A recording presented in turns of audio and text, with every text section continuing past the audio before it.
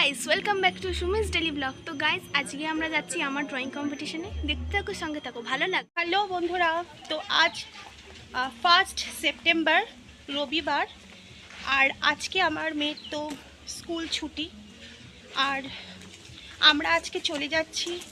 আমার মেয়ের drawing competition আছে, সেখানে যাচ্ছি। সেটা হলো আমাদের শ্রীরামপুরে ব্যবসায়ী সমিতি অঙ্কিত ভবনে, সেখানে আমরা যাচ্ছি। সেখানে আমার মেয়ে কম্পিটিশান দেবে ড্রয়িংয়ের ওপরে, দেখতে থাকো।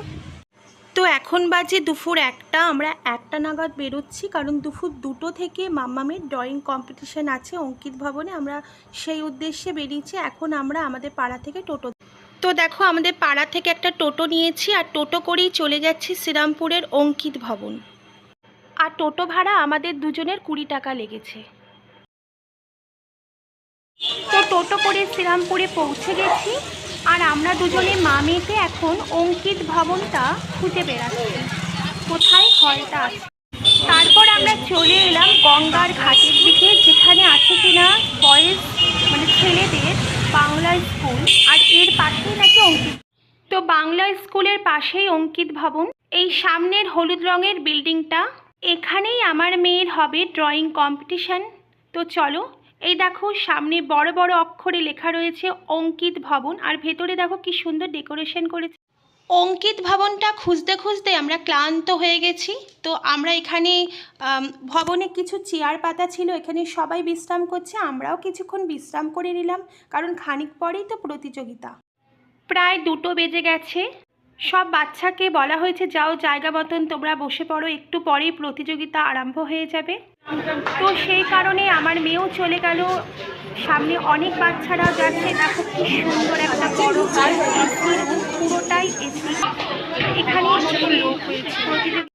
এদিকে ড্রয়িং কম্পিটিশানে শুরু হয়ে গেছে, যে যার মতন ড্রয়িং করতে বসে পড়েছে। বড় থেকে ছোটদের গ্রুপ আলাদা, A B C D এইভাবে। তো আমার মেয়ে B গ্রুপে বসেছে, মানে খ গ্রুপে। আর আমি বাইরে থেকে ওর ভিডিওগুলো নিচ্ছিলাম যে ও কী করছে কী করছে না। তারপরে দেখো বাইরে কত গার্জিয়ানরা বসে আছে, আর এখানকারই লোকেরা আমাদেরকে কফি দিচ্ছে, আর সব মায়েরা কফি বিস্কিট এগুলো সব আমরা খাওয়া দাওয়া করছি, মানে আমাদেরকে টিফিন দিচ্ছে। তো আমাদের টিফিন দেওয়ার কথা না, তবু আমাদেরকে দিচ্ছে, তো খুবই ভালো লাগলো।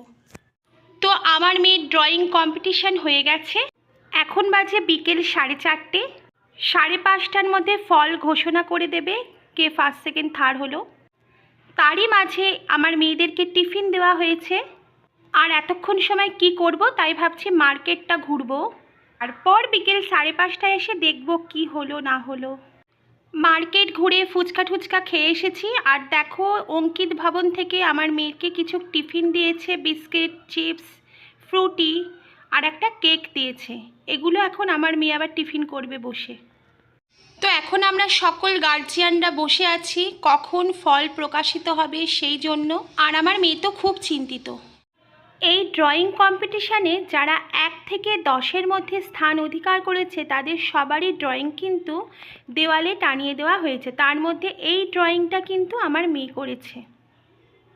1 থেকে 10-এর মধ্যে আছে, ভালো লাগছে, তবুও ফার্স্ট সেকেন্ড হলে বেশি ভালো। ঠিক আছে, সামনের দিন আরও ভালো করে করবে। তো এরই মধ্যে ফল ঘোষণা করে দিল, আমার মেয়ে 1 থেকে 10-এর মধ্যে আছে, মানে 9ম স্থান অধিকার করেছে ড্রয়িং কম্পিটিশানে। আর একটু ভালো হলে ভালো লাগতো, তবু যে আমার মেয়ে 10-এর মধ্যে রয়েছে এটাই আমার কাছে অনেক। যদি আমার ভিডিওটা ভালো লাগে অবশ্যই লাইক কমেন্ট শেয়ার, চ্যানেলটিকে সাবস্ক্রাইব করতে ভুলবেন না। আজকের মতন আমার ভিডিওটা এখানেই শেষ করলাম। আপনারা সুস্থ থাকবেন, ভালো থাকবেন, টাটা।